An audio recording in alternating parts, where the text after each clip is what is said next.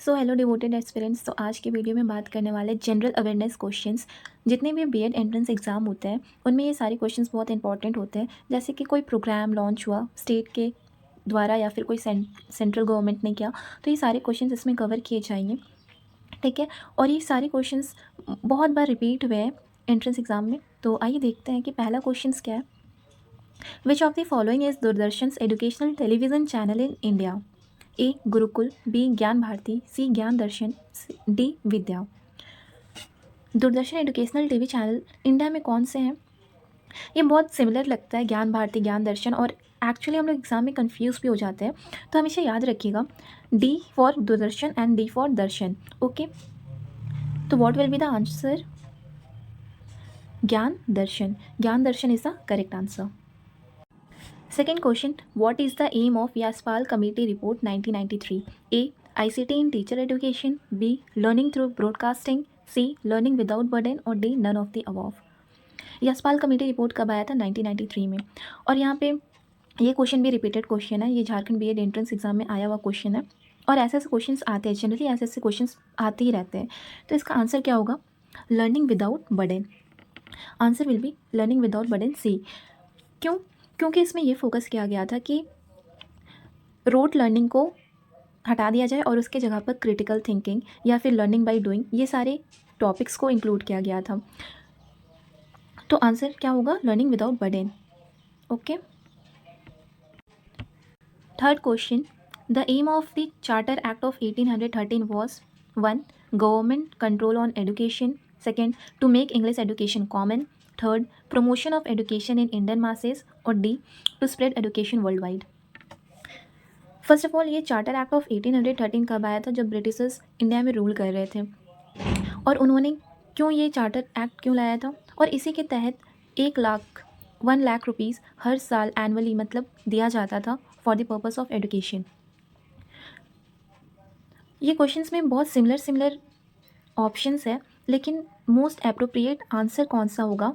यहाँ पे option C होगा, promotion of education in Indian masses. Promotion of education in Indian masses. Britishers चाहते थे कि इसके थ्रू, ये एक्ट के थ्रू जो एनुअली 1 लाख रुपीज़ दिया जाता था, उससे इंडियन मासेस में एजुकेशन को प्रमोट किया जाए, डेवलप किया जाए। तो आंसर सी होना चाहिए। ठीक है। क्वेश्चन नंबर 4, अगेन ये क्वेश्चन भी रिपीटेड है, ये 2022 बीएड एंट्रेंस में आया था। क्वेश्चन है, who became the first minister of education in the independent India? Option A KL Shrimali, option B Maulana Abul Kalam Azad, option C Shri Humayun Kabir, option D Shri MC चागला।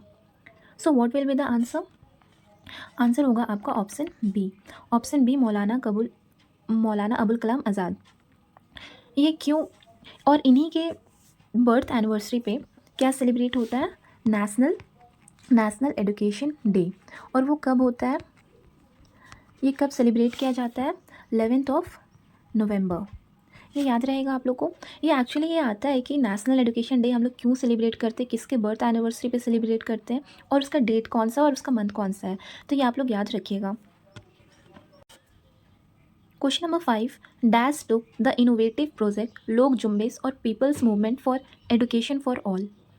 ये एक ऐसा क्वेश्चन है जो एक स्टेट इनिशिएटिव लेता है ऐसे ऐसे प्रोग्राम का, जहाँ पे एजुकेशन को प्रमोट किया जाए उसके डेवलपमेंट के लिए। तो इसका आंसर क्या होगा? ये सारे के सारे करंट अफेयर्स या फिर जनरल अवेयरनेस से ही क्वेश्चंस आते हैं, और ये स्टेट वाइज इनिशिएटिव को याद रखना है क्योंकि ये क्वेश्चंस भी रिपीटेड है। तो इसका आंसर होना चाहिए Rajasthan. What will be the answer? Rajasthan. Rajasthan ने ईयर 1992 में ये प्रोग्राम को लॉन्च किया था, Lok Jumbish people's movement for education for all.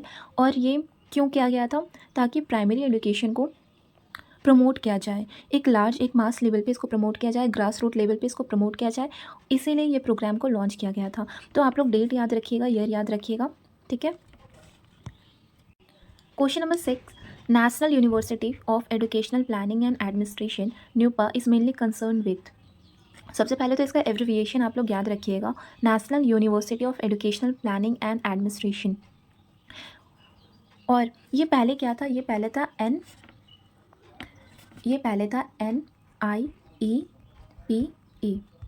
But अब ये चेंज होके क्या हो गया? NUEPA। पहले था ये national institute of educational planning and administration. ये बेसिकली क्यों होता है? It deals with management, planning and building of educational policy through research और ट्रेनिंग। तो इसका आंसर क्या होना चाहिए? अभी मैंने क्या बोला?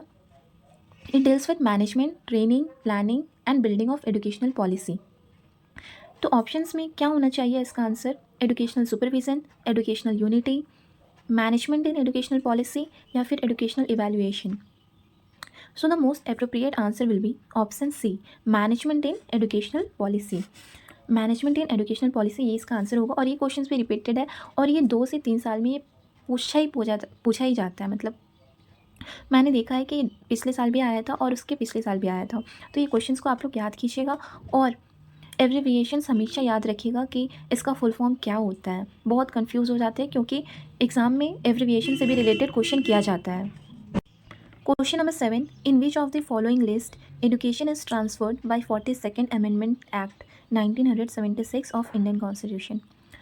तो आप लोग को याद होगा कि हमारे कॉन्स्टिट्यूशंस में 12 शेड्यूल है और 12 शेड्यूल में से 7 शेड्यूल में क्या है? 3 लिस्ट है जिसमें से एक स्टेट लिस्ट है, एक कंकरेंट लिस्ट है और दूसरा सेंट्रल लिस्ट है। स्टेट लिस्ट वाले अपना सब्जेक्ट जितना भी सब्जेक्ट होता है स्टेट लिस्ट में वो स्टेट वाले बनाते हैं और सेंट्रल में जितने भी सब्जेक्ट होते हैं वो सेंट्रल वाले बनाते हैं। और कंकरेंट में क्या होता है कि दोनों स्टेट और सेंट्रल दोनों ही बनाते हैं। तो ये पहले कौन सा लिस्ट में हुआ करता था? ये पहले स्टेट लिस्ट में हुआ करता था, लेकिन उसके बाद इसको कौन से लिस्ट में कर दिया गया? ऑप्शन बी कंकरेंट लिस्ट में। कौन सा अमेंडमेंट से? 42nd amendment act 1976 of Indian constitution. 42nd amendment act को हम लोग मिनी कॉन्स्टिट्यूशन भी बोलते हैं।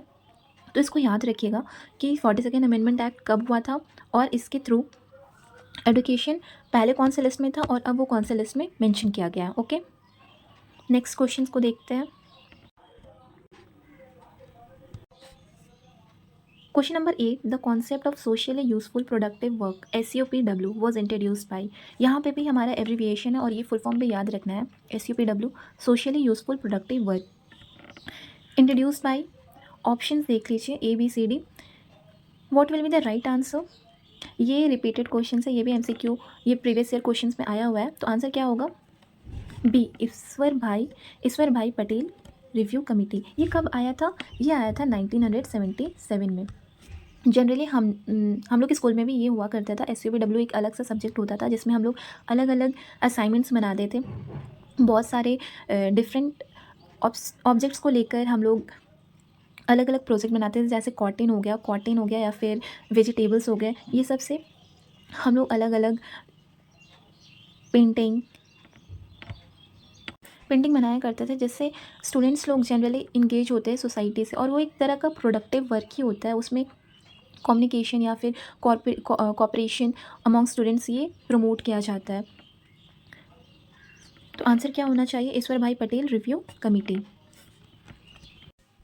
Question 9, dash is the apex institutions involved in the planned and coordinated development of the teacher education system in the country. Option A UGC university grant commission, NCERT, D NCTE या फिर D exceed.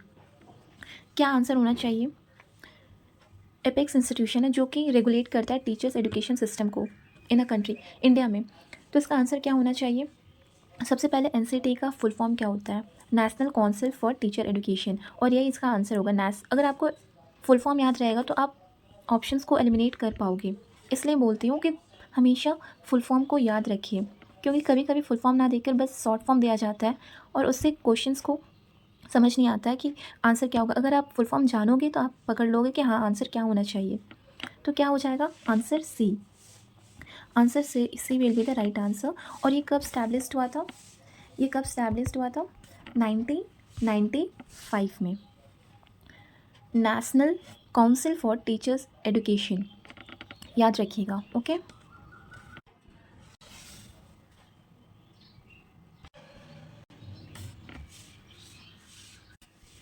Again ये question number 11, NUEPA is concern with.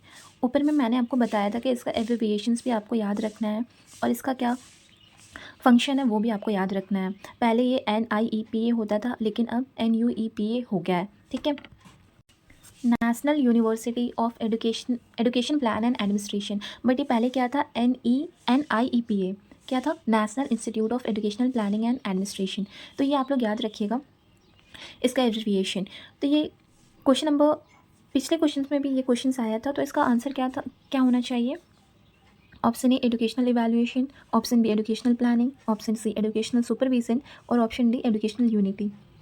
मैंने बताया था कि deals with management, planning and building of educational policy.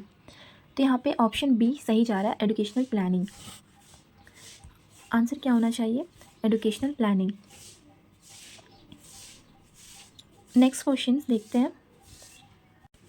As per NEP 2020, FLN stands for, NEP national education policy 2020 में FLN एक programme आया था, उसमें उसका फुल फॉर्म क्या होना चाहिए? Option A functional literacy and numeracy, B foundational literacy and numeracy, fundamental learning of numbers and D fundamental literacy and numeracy. Option के अकॉर्डिंग क्या आंसर क्या होना चाहिए इसका?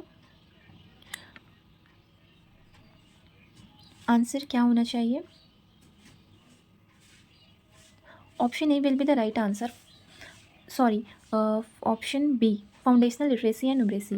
Foundational, F stands for foundational, H stands for foundational. और इसमें क्या था कि 2025 से 26 तक जितने भी बच्चे 3 वर्ष से लेकर 8 वर्ष तक, उन्हें बुनियादी शिक्षा प्रदान करना या फिर उन्हें पढ़ने लिखने और समझने के साथ साथ उनका जो मैथमेटिकल एबिलिटी है वो भी स्ट्रॉन्ग करना था। ये आया था NEP 2020 के थ्रू।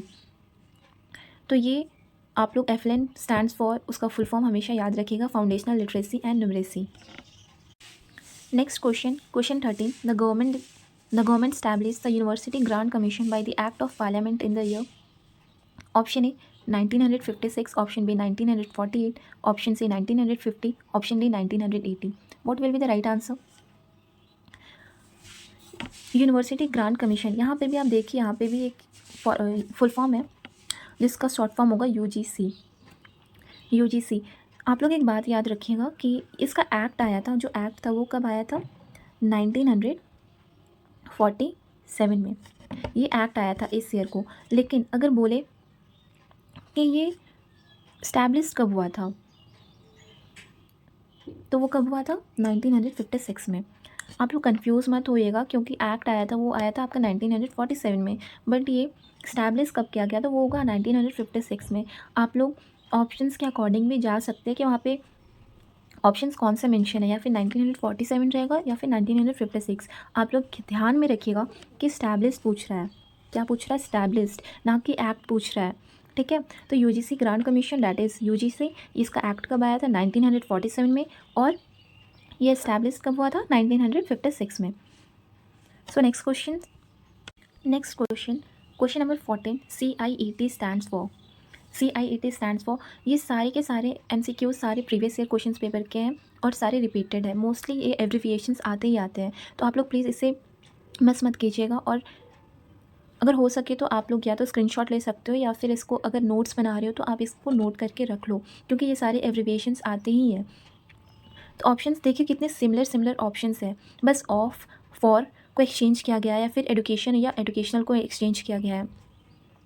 एंटरटेनमेंट को आप एलिमिनेट कर सकते हैं, क्योंकि इससे कोई लेना देना नहीं है, तो एंटरटेनमेंट नहीं होगा। लेकिन अगर आप 3 ऑप्शंस भी है तो आप बहुत कंफ्यूज हो सकते हो, ठीक है। इसलिए हमेशा इसको याद रखिएगा कि ऑफ होगा या फिर फॉर होगा। ऐसे क्वेश्चंस आते हैं आपको कंफ्यूज करने के लिए ही, और जनरली बच्चे इस क्वेश्चन को अटैम्प्ट कर देते हैं, गलत अटैम्प्ट करते हैं, और जिनमें आपका नेगेटिव मार्किंग हो जाता है। तो यहाँ पर ध्यान देना है कि वहाँ पर होगा क्या? Central institute of educational technology.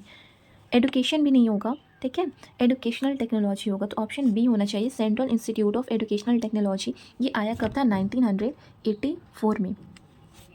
तो आप लोग याद रखिएगा ये एब्रिविएशन को, और फॉर में कंफ्यूज मत होइएगा। Central institute of educational technology है, एजुकेशनल। ओके, नेक्स्ट क्वेश्चन देखते हैं। This will be our last question answer, and question number 15, which of the following is a part of program Padhe Bharat Badhe Bharat? Option A early science, option B early mathematics, early attendance, and last early nutrition.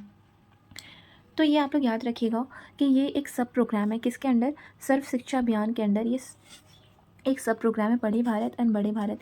इसमें basically किसको importance दिया गया था, reading and writing comprehensions, और most important आपका early mathematics को। So answer B will be the right answer. और याद रखिएगा कि ये SSA मतलब सर्व शिक्षा अभियान के अंडर ये सब प्रोग्राम आया था, और कौन लॉन्च किया था, ministry of education, under education minister, ठीक है, श्री धर्मेंद्र प्रधान के थ्रू। तो ये हमारा आज लास्ट क्वेश्चन था। आप लोग बताइएगा कि आपका कितना सही हुआ, कितना गलत हुआ। सो स्टे ट्यून, ऐसे और भी क्वेश्चंस लाऊंगी जो कि प्रीवियस ईयर क्वेश्चंस में ये रिपीटेडली ये आते हैं। और जैसे RIE या फिर BHU का B.Ed एंट्रेंस टेस्ट, ये सारे क्वेश्चंस मैं आप लोग को देती रहूँगी। सो प्लीज़ इस चैनल से बने रहना। Okay, thank you, signing out.